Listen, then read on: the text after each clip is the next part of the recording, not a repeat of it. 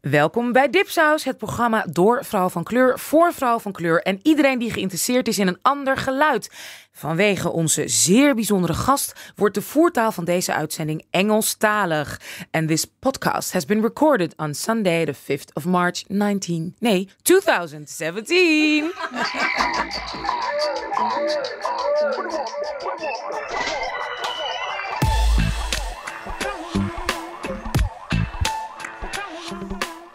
Ladies and gents, maybe, who knows? Are you listening, men? Welcome to our 9th podcast. We're excited to have our mystery guest, which Anusha will introduce shortly. Do subscribe to our show via dipsaus.net. You'll find all the relevant links to the various platforms like Stitcher, Overcast, iTunes, SoundCloud, and of course our RSS feed. Do you know what it is? I knew it for like 2 days and then I kind of forgot. I keep forgetting. Yeah. It's some kind of alert, like a Google alert, but then for links or something. I always thought it was like a Wi-Fi. No, it's not. Okay. It's something strange. Anyway, die beter. You can also leave reviews at many of these platforms. Please be nice and gentle to us and kind, but honest. Also, you can subscribe to our newsletter, where we include links to the subjects we discuss in this podcast, as well as other fun and informative things. And our mystery guest today is a very, very special lady of many talents and vocations and a cat lady just like me. And her name is Flavia Dzodan. Flavia Dzodan. I'm so used to saying Zume that I realized for me to say the DZ is so difficult. Can I say it one more time? Flavia Dzodan. Yay! She is an intersectional, international feminist. She's a writer, a media analyst, a pop culture buff, and a marketing consultant based in the Netherlands. Flavia, who was born in Argentina, experienced firsthand the inhumane and Kafkaesque immigration laws of our country, the Netherlands, designed to keep people of color out. And today on Dipsaus, we'll be discussing so many things. We'll discuss the Dutch media and their role in facilitating right-wing populism. But we'll also discuss pop culture, feminism, and she'll also be subjected to our infamous DDDs. But we start with our bi-weekly doses of shout-out and burns. So, yes. Welcome, Flavia, first of all. So, the shout-out and burns, the shout-outs are the things we loved, that we saw or heard, and the burns, the things we want to flush down the toilet. So, can I start with my shout-out? Yes, you can. Okay, and you have to help me this time, our guest and my lovely dip saucers. So, Future, the rapper.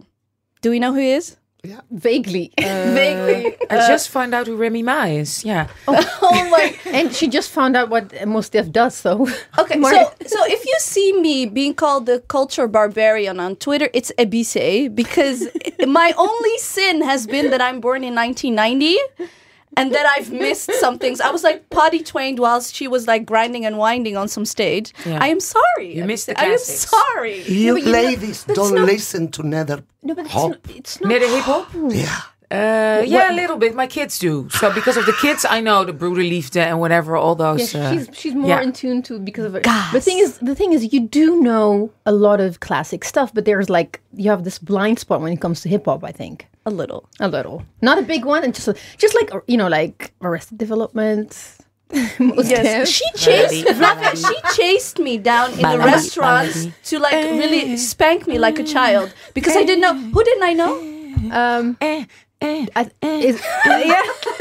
How can you? I mean, oh. What didn't you know? Arrested Development? I think is it Arrested Development? Do you know Run DMC? No, A Tribe Called Quest. Kind of. Yes, I do. I don't want to talk about it. A classic Tribe Called Quest. You know. Okay, Mariam out. Goodbye. Okay, but I want to talk about Future. So Future is a rapper and he's cool. Yeah, I usually like half of what he says I don't understand because he's like mumbling. But he released 2 albums like within a week. And that's pretty amazing. Like you have lazy like old old artists who, you know, one album every 5 years and they will let you wait forever, and then there has to be this whole campaign. Like, he just throws two albums. He just it's only him, and then the second one he's featured with Rihanna, The Weeknd. It's a really, really good album. Shout out to Sin, she knows what I mean. So, but every time I listen to Future, it's so problematic. But he's amazing. Now, so the history is that he was like in a relationship with Sierra, and then they had a baby. Okay, now yes, now I understand. So they had a yes. Come via gossip. Sierra is gossip. My from way favorite back side. I love it when you want to step. See, I know my classics. So anyway, so it's cool actually that we know an artist by the woman he dated, not the other way around. Yeah. So anyway, they had a baby, and I think they called it Future. Anyways, so he didn't get over like the breakup. And she already moved on. She's married. She has a wonderful, very rich husband, and she's pregnant, and she has moved on, but he didn't.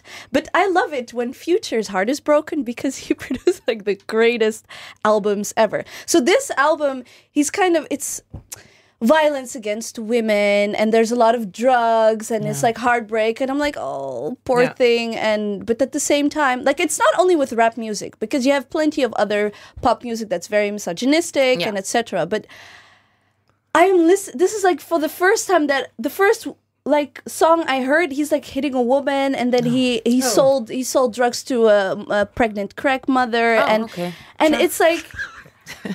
I mean, it's that endless, forever debate about how much can I enjoy this kind of music. And making so much money off of it, huh? It's a bit like Bibi Fatlala, the documentary filmmaker, said, I love hip-hop, but hip-hop doesn't love me. Yeah. That's, So, Flavia, please. What's your, I have to wonder if this is also, I mean, when we watch a movie, we don't think that John Travolta playing a gangster means that John Travolta is a gangster. Yeah. So I also wonder, I don't know, I'm thinking from a perspective of art criticism, whether this is a character thing, whether this is a portrayal of a social situation rather than the artist himself. I don't know. I haven't listened to this album, but I also wonder how we treat hip-hop not as an art form, but as the voice of the artist himself always. And I don't know if that is a fair lens always. Yeah, definitely. Yeah, I mean, I'm not saying this is the case here, but yeah. We allow that lens in so many art forms. Why not on this one? Why don't we analyze that from the perspective of social commentary rather than a critique of the artist? Maybe the artist is creating this not through his own voice, but as a piece of art that comments on this situation. I don't know. Interesting. Yeah, that's interesting. It is. Because the thing is, I mean, maybe it's also like the kind of person you've become now, that you care more about every single thing that you consume than you did before. I mean, I'm speaking for myself. I have listened to I was listening to Nas on my way here. Ooh, Chi Wali Wali, ooh, Chi Bang Bang. I know this one.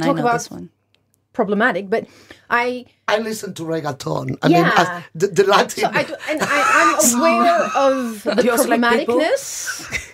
I mean, there's a lot of most of the music that you listen to is not necessarily always socially aware or socially forward, and I'm aware of this, and I'm willing to, just like you binge watch something just because you feel like binge watching some crappy movie, and maybe we should do that with music as well, unless they position themselves as some kind of social critics themselves. And that's, I mean, our previous podcast, we were discussing Beyoncé, and the reason I have beef with Beyoncé is because she puts herself forward as being, how do you say it? She's fighting for, feminist, she's fighting for justice, etc., whereas there's that element, you know what I mean? Yeah. Well, the struggle with me usually is that I hear something violent, I hear it, and I'm triggered by it. Yeah. But then I continue listening to it, and then I'm just wondering, like, is it influencing how I should stay critical of rap music? Because I share that like we're not being consistent when we criticize music. We criticize. We're always on rap and hip hop. Always like it has and to that, be I think is Unfair. unfair. It's extremely unfair. That doesn't mean that there are invalid criticisms. It's not up to me to say that. Oh, yeah. But I also am painfully aware of how we are part of a bigger cultural, like the Dutch would call it, the maatschappij, the society, and then how that influences the way we look at our own cultural artifacts, and through which filter are we criticizing those cultural artifacts. I think that's very interesting. Yeah. Yeah. That doesn't mean I am in any way offering, apologetic or justifying criticism of these, which I haven't even listened to. Yeah. I mean, it hurts to sing out loud, and I think it's a great beat. I love bad bitches, that's my fucking problem. I mean, it hurts to sing it out loud. Love the beats, love A$AP Rocky. I think it's very cute, Kendrick Lamar. But to sing it out loud, I feel pain. Yeah. But it's really good though. He has I'm gonna end up with that. He has a song. He's like, I didn't mean to hurt you. Sorry that I felt this way. And it's like, he's really heartbroken. We forgive you. And then I'm like, she broke your heart, but dude, get yourself together. Was he also involved? Was he also involved in that beef with the Drake and the Meek Mill and Future? Well, he's Team Drake, definitely. He's Team Drake and Nicki Minaj. Now he's all making sense. Anyway, we're moving on to my shout out, which is also kind of related. I couldn't choose between the Remy Ma dissing Nicki Minaj, which was excellent because I was like the beefs that have come before. I'm like, yeah, whatever. We've had the Nas and Jay-Z, nothing can compare as far as I'm concerned. But actually, I decided to go for my timeline, which kind of blew up on Monday. Sunday night was the Oscar uitreiking. The Oscar, uitreiking. Anyway. The Oscars. The Oscar ceremony. Ceremony. And after Moonlight won in a very interesting way, the next what's the name? Calvin Klein announced their spring. The underwear. Yes. The underwear campaign. Yes. The underwear. Yes. And it was like, what's his name? Mahershala Ali, Alex Hebert, Ashton Sanders, and Trevante Rhodes. What the actors? The actors in Moonlight. They are all underwear models for Calvin Klein, which means half-naked photos on my timeline. But then it started in the morning, and it did not stop. It was like the whole day. The next morning, it's still going on. It's still going on. I'm just like, I love you, timeline. Thank you. Thank you. Well, did you that goodness? Like Trevante is like the handsome 50 Cent. How dare you even compare him to 50 Cent? I'm just saying that he's a good version. No, but for me, Mahershala, and there's no one else for me but him. I'm with Anusha. Really? No, I'm with Trevante. No, I can't choose this time because both of the, especially in Moonlight, there's this scene where don't spoil the movie. Is it a spoiler? No. I don't think. Did you see the movie, Flavia? No, not yet. I mean, there's a scene where they show Trevante in bed picking up a phone and he just kind of drops it on his chest, and the angle of the camera angle. Oh yeah. It's just like it's caressing him. It's like I was just like. Okay.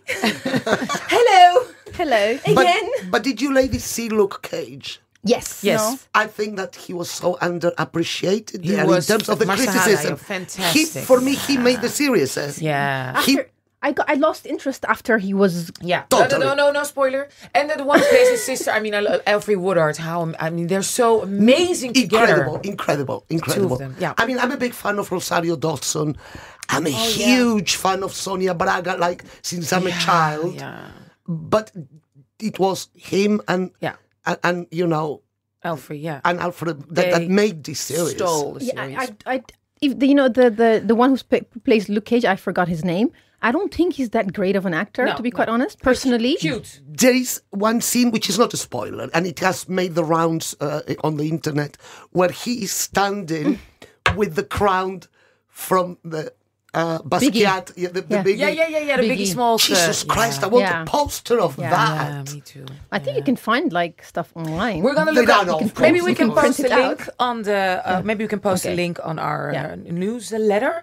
But I just have a very short shout out. Yeah, you already said it a little bit, my darling, about the Moonlight winning, which was a major F up from the Oscars, which is always fun. If such a commercial, scary industry, and then there's a mistake. Love it. Very funny. But not like a small one, like A huge, major mistake. They announced the wrong winner because they had the wrong card for the lead actress in a movie, which was Emma Stone for La La Land. And Faye Dunaway, Warren Beatty was kind of didn't know what to do, and then he gave the envelope to Faye Dunaway, and she just read, "Oh, okay, La La Land." But they didn't win. It was Moonlight. So It was really amazing. really amazing. Very happy. Okay, Burns. we have a collective burn again. Collective burn. Yes, Flavia, and please join us. We hope. Yes. Anything. I'm sure I'm on board. Well, it's basically it's to me it's because of the elections in 1.5 weeks' time Here in the Netherlands, In the yeah. Netherlands, Yeah. there have been a lot of political debates going on the various media platforms, and the it's just, for me in general, it's just the lack of, how do you say it, moral clarity or taking a moral stand against the normalization of Islamophobia. I mean, the fact that major news outlets have how to say it, een stelling in A statement? A debatstelling where they ask whether Muslims are a problem or not. The fact that it's even asked is It's for just me allowed to ask officially in a debate. I want to say something. I have written, not extensively, but in the last week, about this. It's happening in the Netherlands. I think that the Netherlands has been pioneer in this, and it has extended to the US as well, and to other places across Pioneers in the what? West. Pioneers in what? Using racism as hope. Hope for the dominant culture. Instead of offering a solution, the political system has jumped on the bandwagon using racism as in lieu or as a replacement for real solutions, or racism has become A solution. Simultaneously the solution and the hope for a better future. Yeah. And this is something that is reproduced across the entire political spectrum in this country and across the media. And the media doesn't only... I don't think the media is even following it or critiquing it or analyzing it. They're perpetuating it. They're profiting. And profiting. They're profiting from it. Let's be very clear. They're making money out of this. I mean, I had one example was the Stemwijzer. I did the Stemwijzer because I wanted to figure out who to not vote for in the first place. For our English listeners, that's you do it on internet, online to kind of figure out there are a lot of for. websites where you can check out whether you're right wing, left wing, or undecided. And one of them, Stemwijzer, the question number 14 was: Nederland moet de grenzen sluiten voor islamitische immigranten. The Netherlands should close the borders for Muslim immigrants. Yeah. And the fact that was a question next to other questions, as if it's like a normal thing to ask people this, that was for me a big shocker. And you have this question and then some question about the environment. Yeah. Like it's completely normal. Because, again, the racism and xenophobia have been turned into a tool to offer hope for the dominant culture. All your problems would be solved if only this group didn't exist. Rather than offer solutions in terms of better pensions or better healthcare or socialized education, racism. Yeah. But Flavia, how do you navigate in that as a commentator of media, of politics, as a feminist? Because in your most famous piece, you literally said, and I totally agree with that, I'm not going to debate about human rights issues. But do we have to debate it now? No. But how do we stand up against this? No, but that's also my question, like the fact that when this question is asked, people should say, don't ask that question. They shouldn't actually just go on debating it. Just say, how dare you ask me this question? I don't understand that it has become normal. I'm going to answer with a caveat. Whatever I choose to do, I don't want anyone to listen to this and think that I am setting myself as example, or that I don't want people to think that whatever I choose to do is the solution, because I also understand that this is not a solution available to everyone. But one solution that I think we have, and we haven't utilized enough in this country, is withdrawing participation. And how do you see that? Strikes. Labor Shut down strikes. the country, yeah. Yes, labor strikes, and saying, no, I refuse. Why is that never an option, saying I refuse? And again, To participate. Because even left-winged and even political or socialist organizations for workers use practically the same language. correct. That's Which is why. what recourse do we have? And I understand that this is something that has to be organized at grassroots level. So I'm not saying we have to do this tomorrow, because there are practical and survival issues at stake here. We cannot tell a person who cleans for a living, strike, and then what? Let's be realistic. But why is that not on the table anymore? But was in the Netherlands? No, I'm not sure. Maybe in the 60s. Yeah. Maybe in the 60s and 70s. Provo, heet het? Provo? But I don't know if they were so intersectional, like culturally. No, I'm not I'm sure. not sure. And even the PvdA, it's so funny because everybody's always saying, the left brought all the migrants. No, the PvdA, my mother always says that because that's when she was living here, were against migrant workers from Moroccan and Turkish countries because that was taking away work and honest payment from Dutch workers. PvdA was not for importing migrant workers. So even on the left, it's always been partly, of course, using it to protect Dutch Go back interests. to the archives of Combined with both the xenophobia. Tweede Kamer, which I do regularly. There is a project that you can access the records of all Tweede Kamer debates in the Netherlands since the 50s or 60s, maybe even before, until today. And if you check that, the amount of statements that the Socialist Party has made throughout the years, people like Marijnissen, Yeah. and they have been not just complicit, active participants in the perpetuation of this xenophobia and racism. Yeah. Always. It's complete. But okay, we'll talk about this more, of course, but can you, what to do then? Because you were saying start at grassroots level, we have to, how Strike. where do we start? Where do we start? Well, one thing, and this is something that doesn't exist here, is creating our spaces, creating spaces for migrants, media, for and by, whatever you want to call it, allochtonen, migrants, people of color.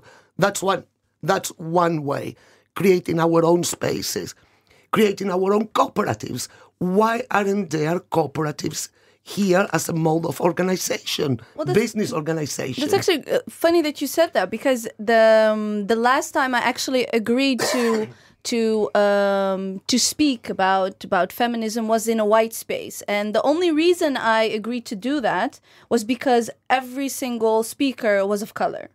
And the first thing I introduced with was, I do not like to be here. To me, this feels like wasting time to talk to white women about, oh, look at me, and why aren't you intersectional? No, I'm much more interested in kind of emancipating my own community. And this has been something that has not always been applauded in the Netherlands. Your own community, aren't you polarizing? And I'm right now I've reached the stage where I really don't care. It's my community, whatever it is, whatever you want to interpret it as. If I don't invest in that, if I don't try to emancipate myself within that space, how am I ever going to fight up against these big institutions, huge institutional culture, of racism? Well, I'm going to use myself as an example. I'm practically unknown in this country, and I have a significant audience outside this country. Yeah, huge. I don't want to say it like that, but yes. I can. And just for our Dutch listeners as a reference, I mean, this is a woman who's published in all international news outlets, Guardian, Vox, you name it, everywhere. So you're a very renowned international feminist, and here you're practically unknown. It's true. All the doors have been closed to me here. Nobody ever. I tried. I even offered to work for free 10 years ago. Nobody would have me. And moreover, I will say this publicly because I have said this on social media, but I will say it again. I wrote a letter to Amnesty Netherlands offering to work for free. For them, roughly 10 years ago, they laughed at my Dutch. The response was... kidding me. No. But isn't the head of the Amnesty some... No, but this is the local chapter. Yeah. And this is why I created something for myself completely outside the country, in the sense of I never bothered to build an audience here because there was none. For me, that is a major burn. That is just horrible. So, shame on you, Amnesty.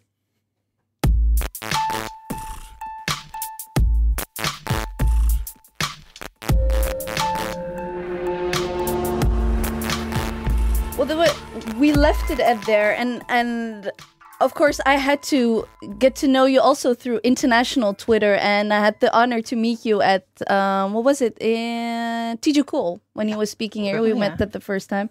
Nigerian writer. Yeah. And Nigerian American writer. Oh yeah. So If you're listening.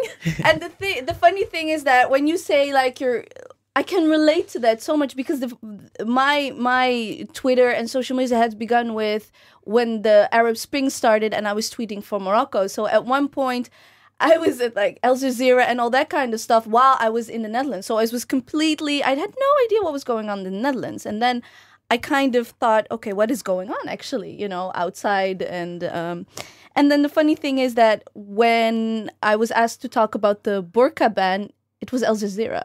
Yeah, of course. And it's when they try like, oh, please pitch something. It's the BBC, Of course.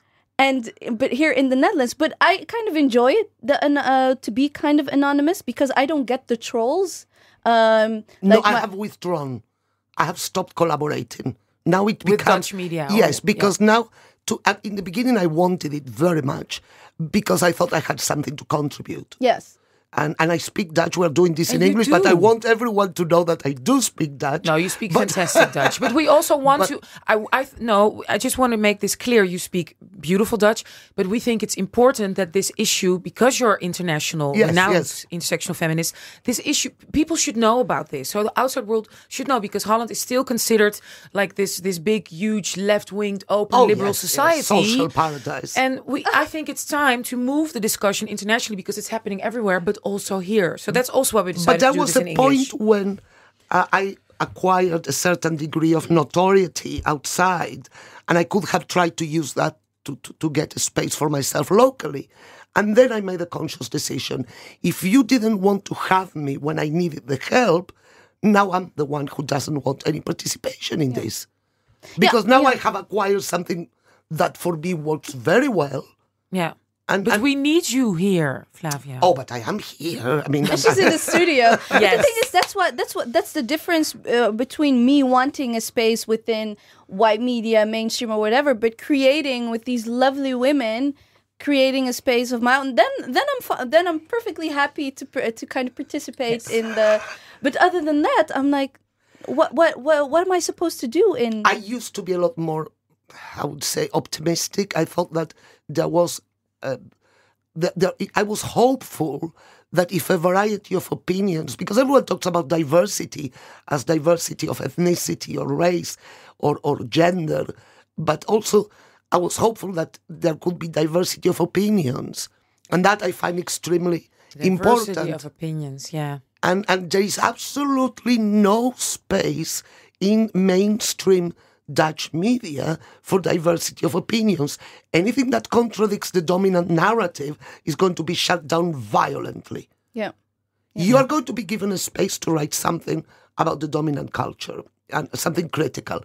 But then 10 people are going to be commissioned to tell the world how you're wrong. Yes. That happened to... That's how Dipsaus was born. That's how we were born, yeah. Yeah, correct. But this is a mechanism. Yeah. I believe that Dutch media is extremely violent. There are exceptions. I'm not talking about individuals within media organizations. I'm talking structurally and from a corporate point of view. This is a very violent environment. Yeah. And how come, do you think? It's profitable. and it serves certain interests to maintain spaces. There are a limited amount of spaces, and those are allocated on the basis of not just merit, but also how much are you willing to participate in perpetuating these ideas. And while it protects itself, look at... But also, I mean, something I want to add to that isn't. I also think that it's part of the culture, not just like intentional, but also it's ingrained in Dutchness that people think everything is okay. Even the left think, maar we hebben het toch goed hier. Yeah, there's no real problem here. There's no real problem. So people don't feel, even on the left flank, don't feel the urgency to, like you said, withdrawing participation.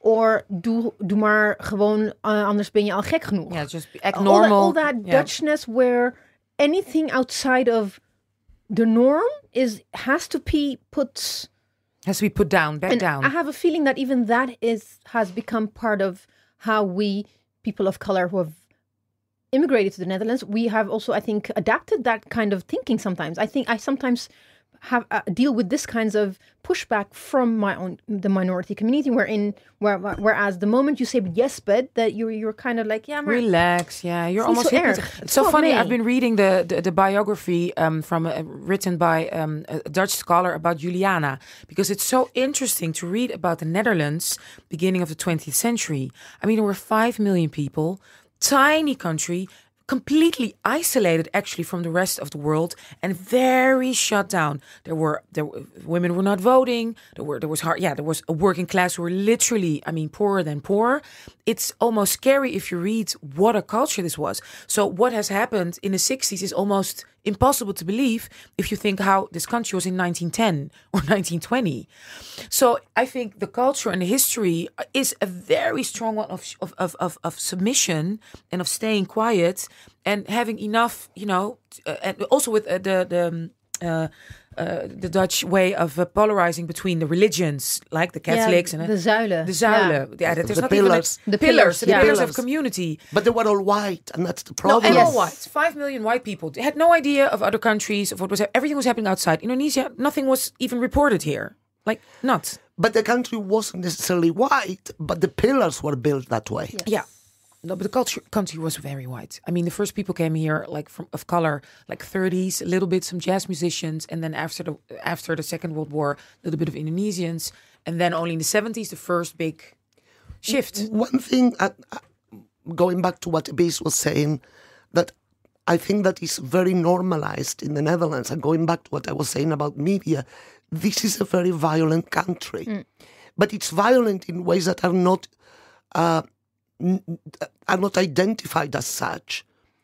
For instance, the protection of private property, the deurwaarder industry, the fact that they can come into your home and break into your door to recover private property if you owe something, the way the tax office operates to keep people under control.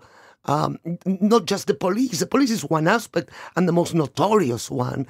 But there are so many other ways where violence has been coded into the way that things are done to keep people submissive, like you said.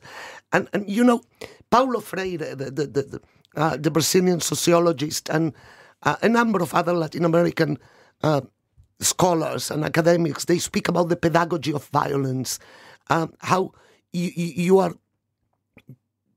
basically beaten into submission, but not in ways that are apparent, so that you become compliant in the end. Yeah, so not upper hand, not necessarily aggressive, but the thing is, in another way aggression. Is that what you mean, Flavia? Yeah, instead of it being through, for instance, the more obvious way military of repression, correct. Exactly. It's done through capitalist ways, by putting private property above human needs. And this you have seen in the refugee crisis, the so-called refugee crisis. I refuse to use that term, but for practical purposes. How the interest of private property or self-interest or private interests are put above the needs of human life or the sanctity of human life. Yeah. And this is a very violent country in that Left regard. party literally saying, of course we want to help, but we can't help everybody. Correct. Correct. I think you might have to explain to some of our readers what you mean with violence, because I think in the Netherlands also, when you say violence, people actually tend to take it literally. So they are thinking, what do you mean by violence? I think people see it as a literal geweld. En niet... En het is geweld. Economische geweld. Precies. Epistemische geweld. Yeah.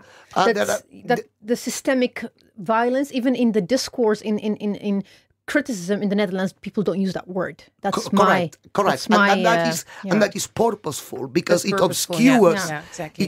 it hides the reality.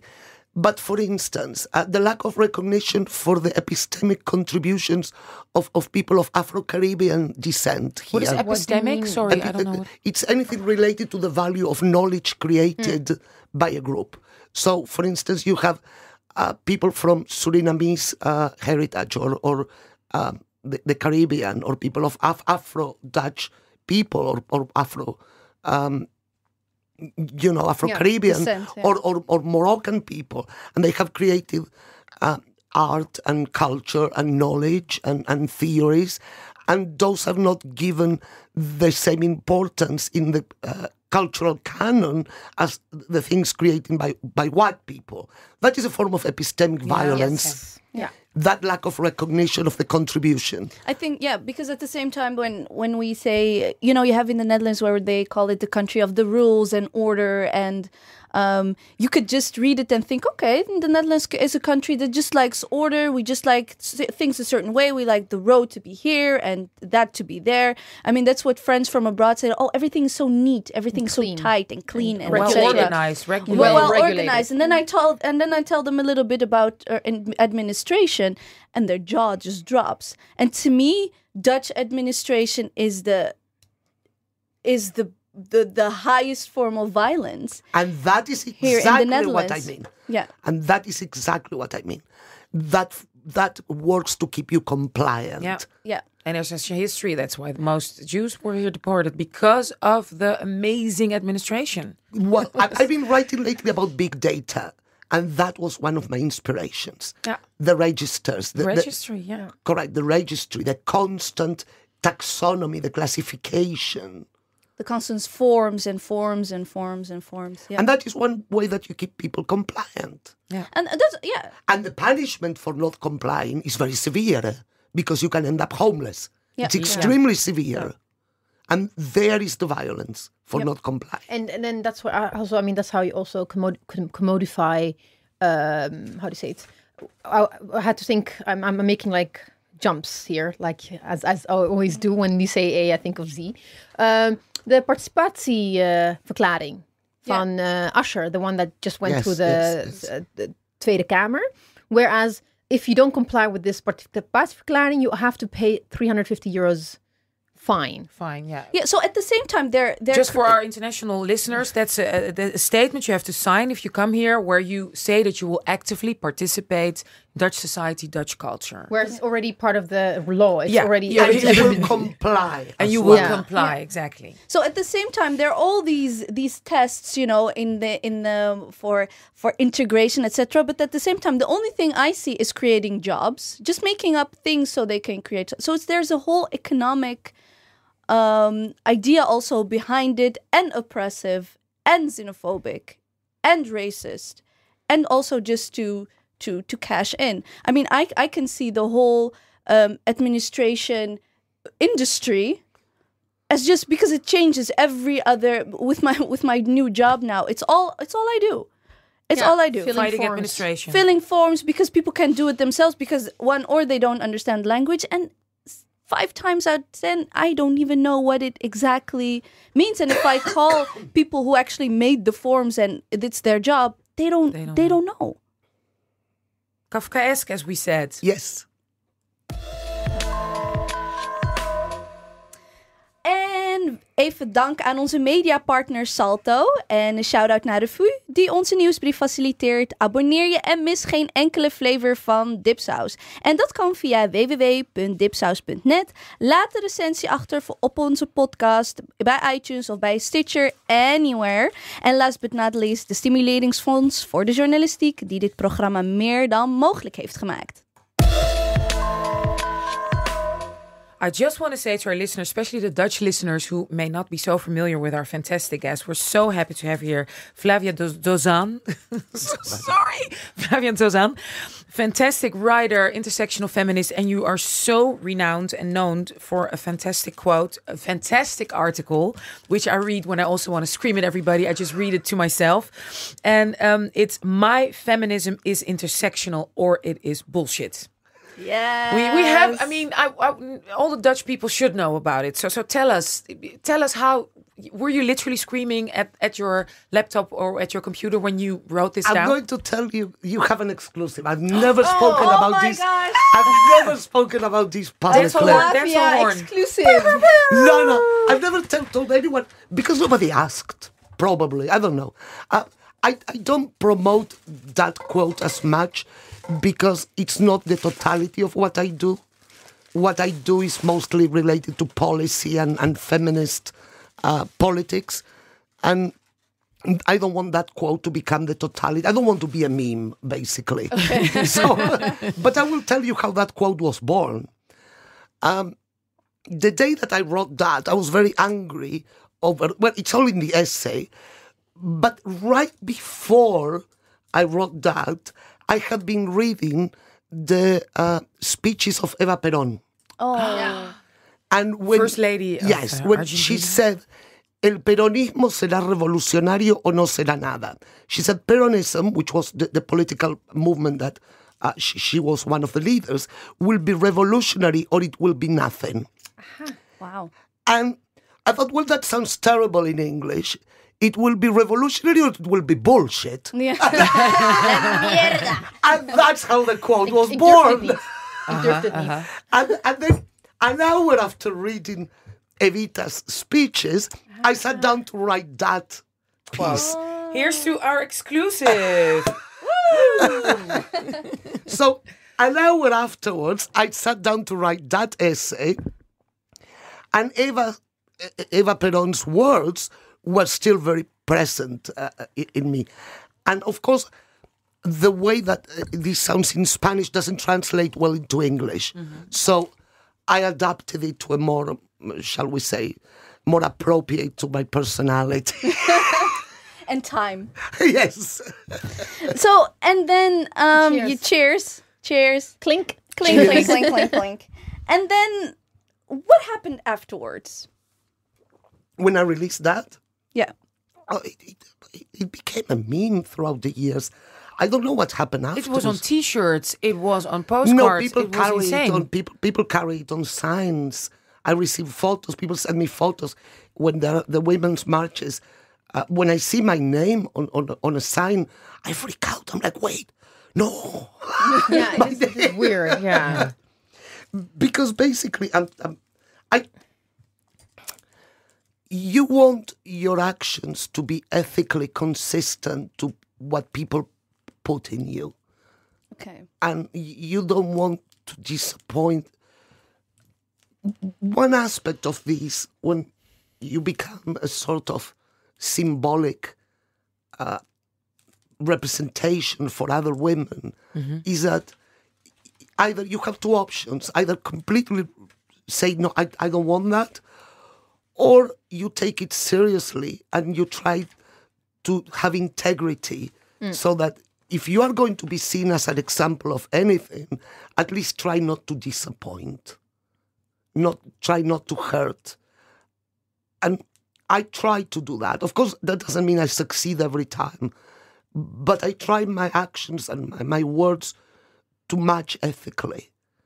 And that is sometimes difficult because that means that there are certain things I'm not very good commercially. I'm not well off. I haven't made any money. I make very little money with what I write. I crowdsource most of my writing.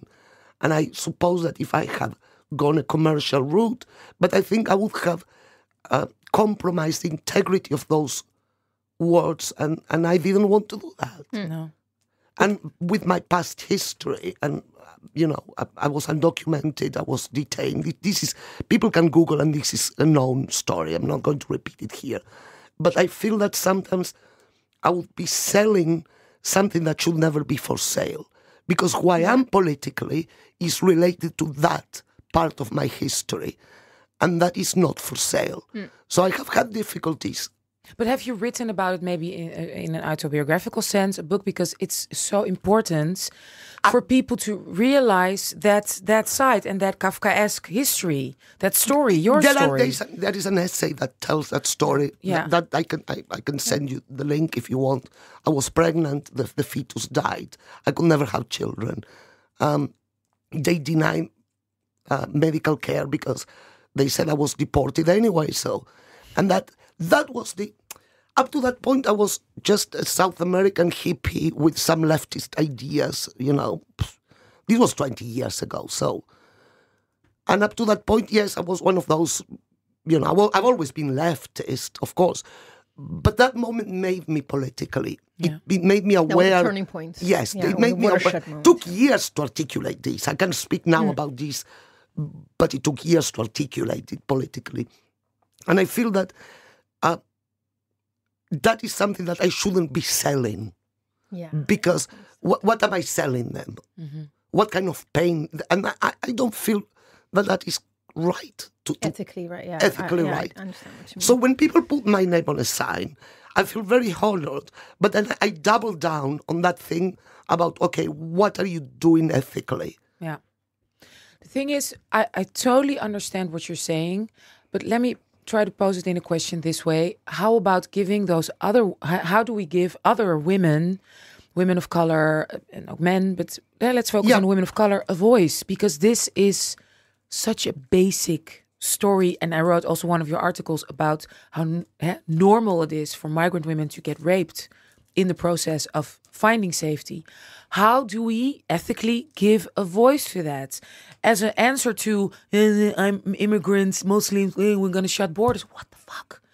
How do we navigate it? One way that I have found, and again, I don't know if I have succeeded, but one thing I do try to do is never to make it about me. And never to make it... we should be very wary that we are not speaking for anyone. We should try to say, this is happening. And demand that our media goes and ask the people those stories. And what I try to do every day is sound the alarm. Say, this is happening. And sound the alarm. Yes. Yeah. So if I want to relate it to what I do work as a publisher, these kinds of stories, even if they're like personal and individual stories that tell a difficult period in your life or in some, that's always a unique selling point to write a book, a memoir, a tell all. And that kind of happens a lot. There are people who tell it because they feel like, because they want to make money. There are people who want to make money, but there are also people who feel, how do you say it? I forgot the Dutch and even the English phrase. Give it a voice or represent or... not give it, bear witness. Yes. Oh, yeah, That's the thing. Bear witness, there are people getuigen, who would like to do that, but then because you're gonna operate in a system which is violent towards women of color anyway. And there are people who choose to bear witness by writing a book, by stepping forward, or by becoming a voice. And the chances of that being appropriated, encapsulated, turned into, it's huge. So I do understand your I think, am I... No, you are very right. Very right. Yeah. And that's why I chose a different path, which is I'm going to focus all my efforts on the system itself. Exactly, yeah. Yeah. Because And I don't want my story is irrelevant. I'll tell you more. As painful as my story is, it's not the worst. I'm alive. I feel I'm the same having way. this interview with you guys. Yeah. Yeah. No, I'm it's not- all you know, relative, of course. So instead, what I Yeah. did or do constantly is look at the system. How many of these are happening? Because basically where we all come from or what we have been through is all retraceable to the system. Yeah. To if you were undocumented, it was a reason. It's not because you are Flavia and I'm Mariam. It's because there is a system that is made to oppress a certain type of people. And it's 600 years old. yeah. But what about if you think about changing things and wanting a different society? We've had this discussion, of course, on social media and amongst ourselves, you have the movement of positivity. Let's all embrace and share, and empathy is important, and let's tell stories. Build bridges. And we have resistance, grassroots, and fighting the system. Is that positive movement, is that also almost part of the system now? Of suppression, you know what I mean? I feel... Be positive, come on. I feel very reluctant to tell people what... I hate prescriptive stuff. I hate telling people, oh, this is bad or this is wrong. Especially when I'm talking about telling other people of color, other migrants, other allochtonen, oh, don't do that. Wait, there aren't that many options, so try. Yeah. Go and try your thing, but I'm radically pro-change, not pro-positivity, obviously. Okay. Yeah. Obviously. But I also understand that other people need other things, and I respect that. I don't think everything has to be for me or with me to be valid. I think I think positivity to force people to think only about the positivity becomes problematic when we... It's oppressive. Exactly, because you're erasing, basically, you're saying we're not supposed to talk about the problems or whatever. And that, to me, is where, if there's a kind of a balance, I mean, that's why we have this podcast. We are ourselves, and we have a lot of positivity in us, not because we're told to, but because we're people. Of course. Basic human rights. Yeah, I think. Exactly. I mean, there are a lot of. I do think there are a lot of ways of bringing about change or trying to change society. Some choose for positivity, others not. But my personal beef with the positivity movement is that if you're not positive, then it's not right. You're the killjoy, the Debbie Downer. Yeah, exactly. Exactly. You can be positive, but don't exclude other means of trying to bring about change. That's correct. Yeah. Correct. All I need that's to say. Exactly what I was trying to get at. Yeah.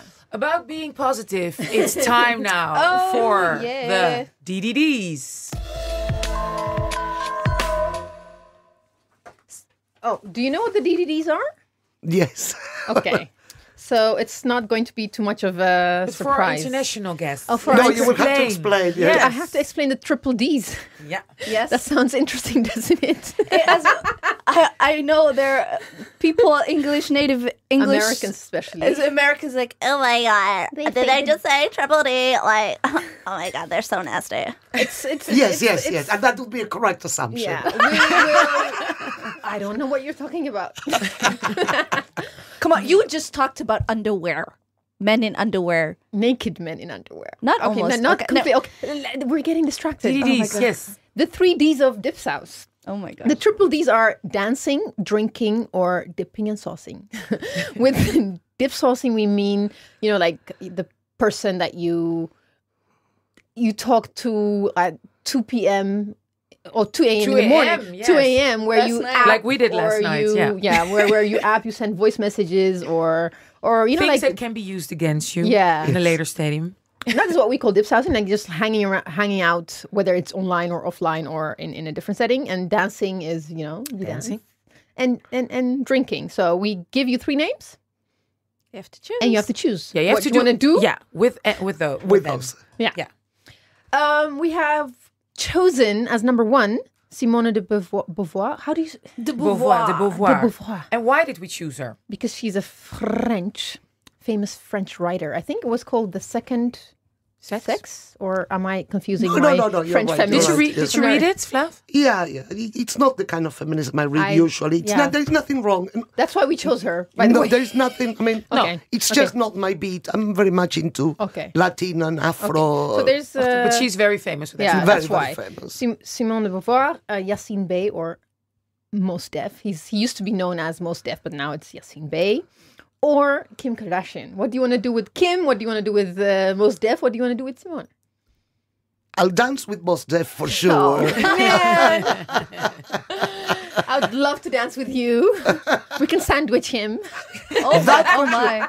Actually, can I have him for all 3? No. She wants the triple D. That's the hard part of the triple Ds. Yeah. Too bad. With Kim Kardashian, then I'll WhatsApp and I'll... You'll dip sauce with Kim? Yeah, why not? And why?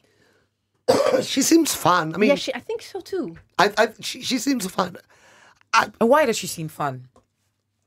I have a bit of an issue with the way that she's attacked sometimes. There are very many reasons to attack her. Yeah. Very many reasons. The whole appropriation of black culture would be one, but that's not why she's attacked. She's attacked for being vapid or empty. And that is nonsense, because she is a hardworking woman. She, she built something out of nothing, and that has merit. Sex tape. Well, yes, and look what she did. Yeah, but out of capitalism. that. Correct. And that has a lot of merit. Yeah. And I do believe that she will be fun. And she seems to be pretty fiercely loyal to her own friends and family. If you would dip sauce with her, what would be your intro text to her? As a writer, you are such an amazing writer, so I'm so curious. What would your first line be? Yeah. I would try to start her a beef with someone. It's interesting. I don't understand. What would you do? try to Have another to beef. start a beef with someone. Like, did you see what so and so said about you? But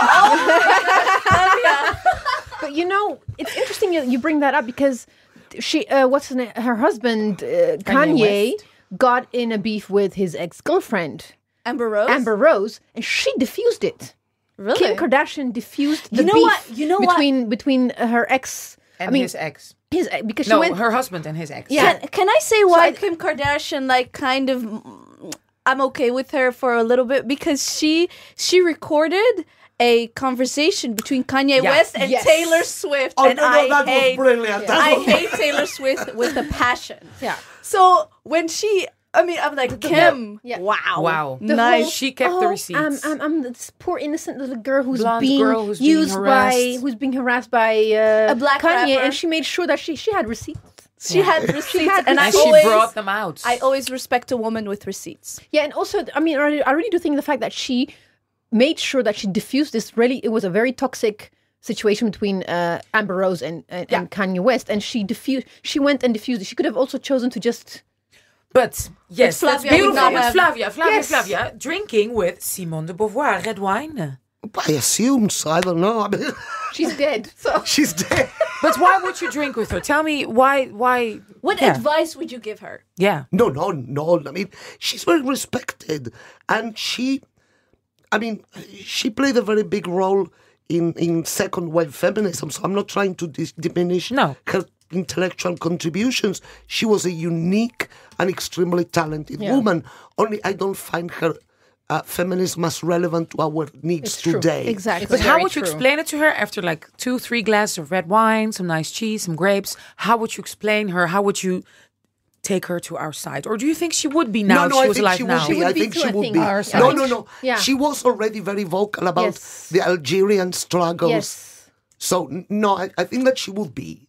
Yeah, that's. I mean, she wasn't she in that circle of French intellectuals who were with Fanon, or very much so. Yeah, I remember. Really? So she was. Yeah, she wasn't that bad. It's just like if in 2017, if you read her feminism, you're like, because it's a different time. We've moved on to another but now level. she would So be in that down. She sense, could be sitting here with us. she Actually, could be down with the homies. I think that she was a very, very bright and important voice of her time.